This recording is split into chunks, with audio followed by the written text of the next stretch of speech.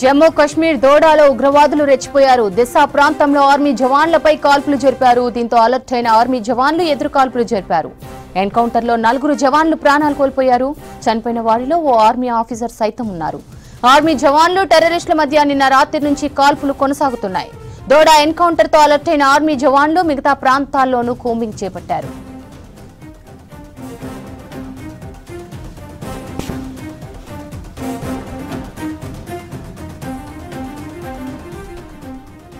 మరోవైపు ఘటనపై స్పందించారు కేంద్ర రక్షణ శాఖ మంత్రి రాజ్నాథ్ సింగ్.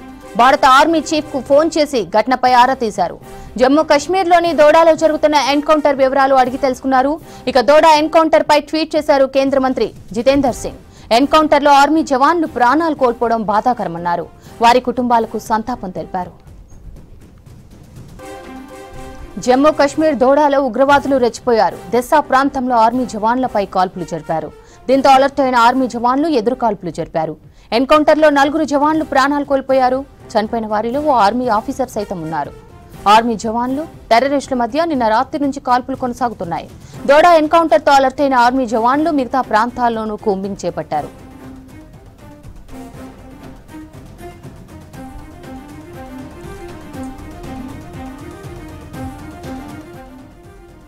మరోవైపు ఘటనపై స్పందించారు కేంద్ర రక్షణ శాఖ మంత్రి రాజ్నాథ్ సింగ్. భారత ఆర్మీ చీఫ్ కు ఫోన్ చేసి ఘటనపై ఆరా తీశారు. జమ్మూ కశ్మీర్లోని దోడాలో జరుగుతున్న ఎన్కౌంటర్ వివరాలు అడిగి తెలుసుకున్నారు.